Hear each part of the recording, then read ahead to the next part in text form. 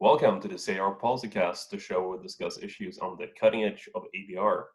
Today, our guest is Kim Franklin, who is an international lawyer specializing in construction, engineering, and infrastructure disputes. She has acted as counsel in the UK construction appeal courts, including the Privy Council in the Caribbean. Kim has conducted numerous ICC and DIAC arbitrations in the UK, the UAE, and the GCC countries. She also acts as a party-appointed arbitrator and tribunal chair, as well as a construction adjudicator in complex UK disputes. She holds an LLB from the University of Warwick and is a CIArb fellow, in addition to being a chartered arbitrator and accredited adjudicator with a number of adjudication nominating bodies. So, if I may, Kim, thank you for being here with us. It's lovely to have you on. My pleasure. Just starting out here, could you tell our viewers a little bit about your professional background and your path to attaining FCIArb status? Sure thing. Well, as I expect you know, I'm a barrister, and I wanted to be one from an early age. And knowing what you want to do makes life's decisions a lot easier. So even leaving home young, back then, in those days, the days of grammar school and grants, it was possible to fund your studies to get work and to get a university place to read law and then study for the bar. And in that process, I'd picked up some shorthand and typing at evening school, and I used to temp at, as a legal secretary during the university vacations. And I was lucky enough to work for a firm of solicitors who are now called Pinsent Masons, and they encouraged me into construction law.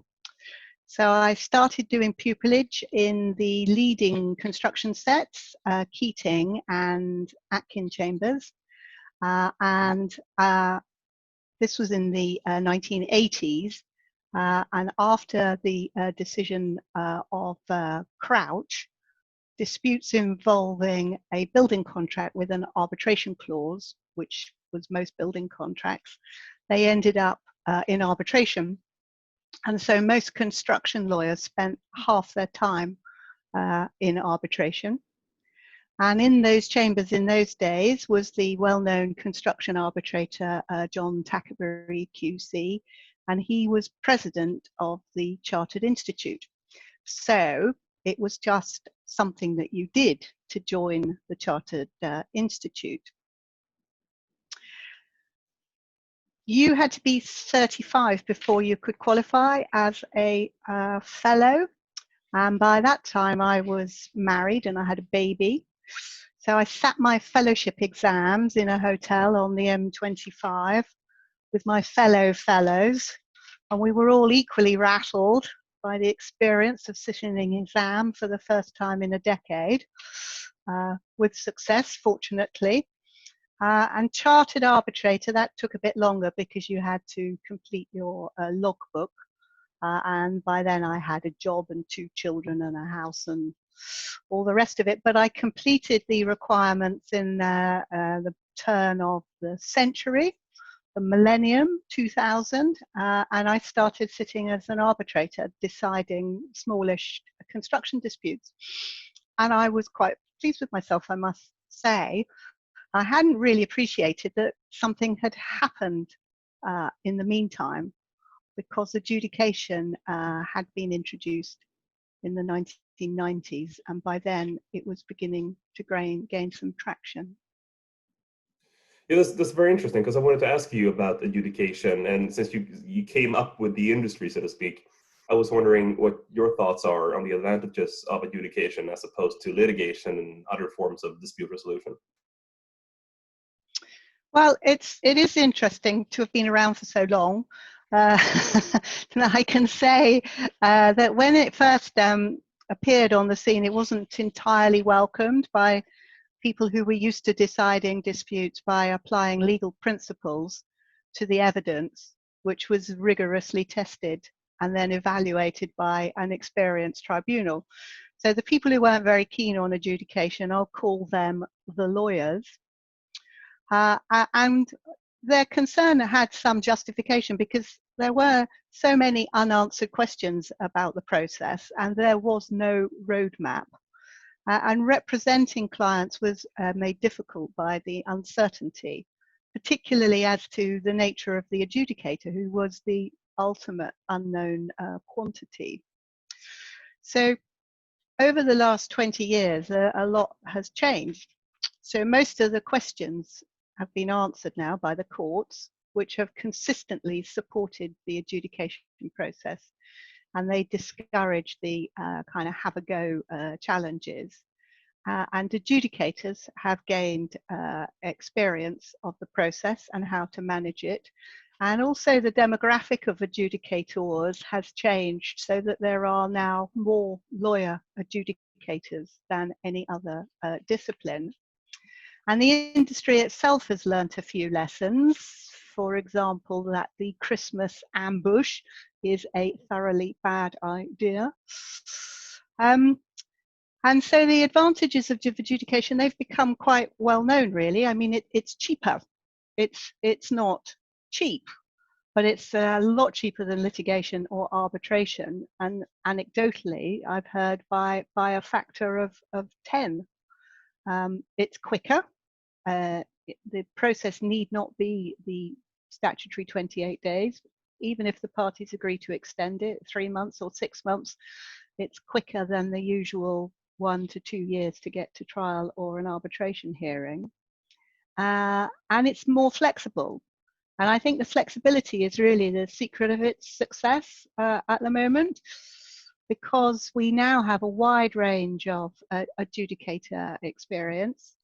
Most adjudicator nominating bodies are cross-discipline, so they have adjudicators from different professions. The parties can, and very often do now, choose their own adjudicator. The statutory timetable can be extended by agreement. Adjudication can be used to decide very particular issues. The scope of the dispute can be cut very, very thin, or it can be used to test how a big, wide-ranging dispute would fare later in litigation or arbitration. It sounds like the business itself has gone through quite a transformation since its inception. But looking ahead, how do you think that the business of adjudication needs to evolve to cater to a wider spectrum of disputes? Thinking from low value claims to multi-million pounds international corruption project, for example, construction projects, for example. Well, you're absolutely right. It has evolved considerably, because it was introduced right at the beginning, and a lot of people kind of lost sight of this. It was introduced to deal with on-site payment disputes at the time, mid-project, to ensure cash flow. And the mantra was pay now and argue later. But this genesis was kind of overlooked by the parliamentary draftsman, who included adjudication for construction professional disputes, and allowed disputes to be referred at any time, so long after the project was finished. And this has had the result that adjudication is used for a wide range of disputes in terms of value, complexity, and subject matter. So the Adjudication Society does an annual report, and last year it showed that referrals had increased from 1,700 to 1,900. So this is last year, before all the trouble started. And of that, that number, 25% of them were for less than £50,000. But 17%, which is quite a percentage, were for claims with a value of more than £500,000. And that was before the pandemic. How do you think the pandemic has affected the sort of appetite for adjudication solutions, or the need for it, maybe even? Well, that's very easy, I think. There's going to be a lot more of it. I mean, there just has to be. Construction disputes are typically contracyclical. So when business is booming, they're not too bothered about making claims. but during a recession, much more likely to make claims for all sorts of reasons. A, they want the money. B, they need to fend the bank off. C, it can provide employment for people who would otherwise be made redundant, putting a big claim together. So recession equals more claims. The construction industry is naturally conservative. It doesn't like new things. And we can see that by the amount of time it takes the industry to take up new forms of contract. Much happier photocopying old versions rather than risking a new untested form. So adjudication's been around for 20 years. It's familiar, and we now know that it's supported by the courts. The most recent decision of the Supreme Court, Bresco and Lonsdale, has shown us that. And of course, it is the ultimate low-tech dispute resolution procedure. It needs no infrastructure. You don't need a meeting. You can have one, but you don't need one. You don't need a site visit. It can be helpful, but seldom necessary. You don't even need a virtual hearing platform. You can do it if you want to, but it's not necessary. All you need are the documents. And the worst that can get is you need hard copies, and even those can be posted. So Lord Neuberger, former president of the Supreme Court, he's predicted an avalanche of claims arising from the pandemic. He was on BBC Radio 4 Today programme calling for calm. He urged us not to sue, don't sue, protect the courts, and use ADR as a breathing space in order to prevent the courts from being inundated. So much like stay home, protect the NHS, save lives, Lord Neuberger is asking us not to sue, protect the courts, and use ADR. Now, he majored on mediation for the benefit of the Radio 4 listeners, but ADR includes adjudication. And if we are to follow Lord Neuberger's injunction to provide a breathing space, then adjudication needs to be prepared. Thank you so much. If I just may take a step back and look at the industry from a more holistic perspective and less from a legal one, what practical steps could the sector take to diversify its pool of adjudicators and from which the appointments are made? Do you have any ideas on this topic, perhaps? Well, I do actually. I've been thinking about it. Maybe that's why I'm here. So you may know there are 18 adjudicator nominating bodies, A and Bs. The Chartered Institute is one of them. And it's my view they all need to up their game in order to be prepared for Lord Neuberger's tsunami.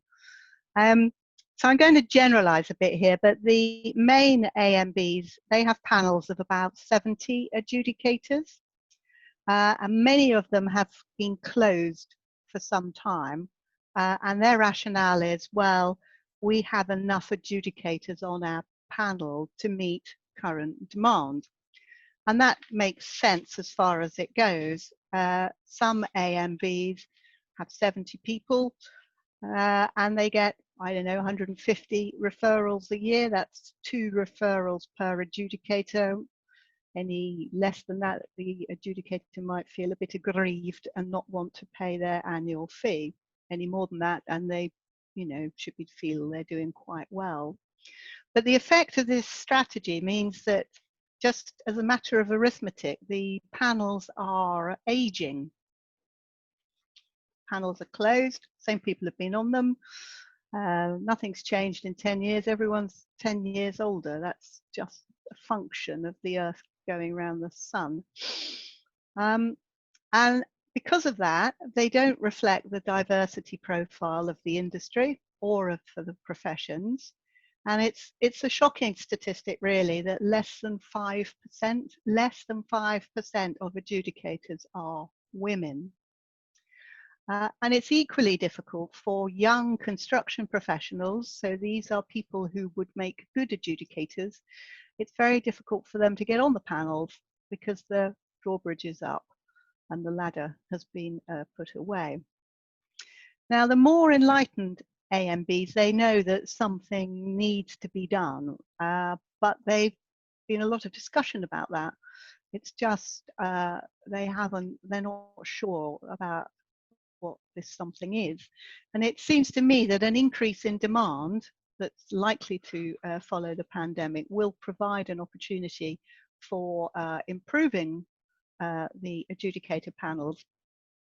And so I've been suggesting this for a while, actually. So some adjudicator nominating bodies, they have low value dispute schemes. CIArb introduced theirs relatively recently, and a number of other bodies have them as well. But at the moment, these low value schemes. It's to the advantage of the referring party, who will not have to pay as much for their adjudicator, but it's the same adjudicators who are being offered to decide the disputes. And to me, it does seem a little nonsensical to have experienced and highly qualified adjudicators deciding low value disputes. It seems to me that they should be opened up to new, younger and more diverse adjudicators. They can be recruited to deal with these claims that are below £50,000. Now, if there's a concern about the quality of the adjudicator, they can do it with a mentor if that's necessary. But most of the adjudicators on the panels at the moment, they started 20 years ago when they were necessarily younger themselves, some in their 30s and 40s, and they managed perfectly well without supervision back then. So it just seems to me an obvious solution. But equally, I think the AMBs can introduce high value and complex dispute schemes for those claims with a value of more than £500,000. Because this would allow the more experienced adjudicators to use their skills where they're needed. And if the disputing public know that there are experienced and qualified adjudicators who have experience of dealing with big complex claims available, they're much more likely to refer their dispute to adjudication, because it removes the unknown quantity as to the skills and qualifications of the adjudicator. And if I can use an example, the construction barrister body, CIARb, now it offers 4 levels of experience for junior and senior junior barristers and junior and senior QCs. And when the dispute comes in, it allocates the dispute to the appropriate level. Now, CIARb has 140 adjudicators, 25% of whom are women. This is a reflection of its membership, but it also strikes me as a very good workable model for the industry going forward, and for the AMBs in particular to take note of. Thank you so much. This has been hugely informative. In closing, before I let you go, if you don't mind, if you could share just one industry insight or interesting tidbit with our viewers that you think isn't getting its time in the limelight, what would it be? Well, I had to think about this one, of course. And I thought, well, the different forms of dispute resolution, I have this conversation from time to time because they have been likened to motor cars. So international arbitration, that's the expensive, dark glassed, private luxury limo. It's been specially adapted to be driven by 3 international arbitrators, some of whom are used to driving on different sides of the road. So naturally, the car moves very slowly.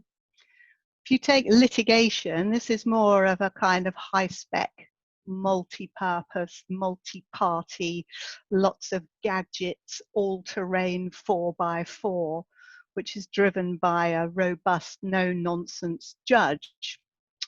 So what's adjudication then? Well, some people have said, oh, it's a nippy little sports car. And I thought, no, that is wrong. To me, this is what it is. Ta-da!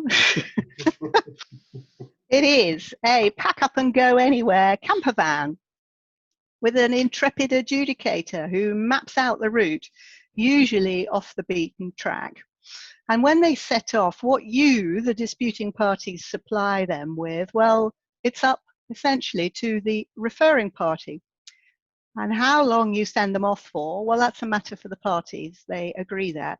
But you have to be sure that they have everything that they need when they get there, because you don't want them sitting down to write their decision to find that they're missing the evidential equivalent of the box of matches to light the barbecue, or they have no expert report to uncork the wine. So last year, from the Adjudication Society report, I saw that 30% of adjudications end in a nil valuation. Now, only 10% actually involved no value claims, that is, claims for declarations, weren't claiming money. So that means that 20% of referring parties sent their adjudicator up a dirt track with a well-stocked larder and no can opener. Thank you so much. That's a great metaphor. I will never forget it now. Jim, thank you so much for spending time with us. It's been amazing having you on. And well, yep, thank you so much. It's my pleasure. Thank you.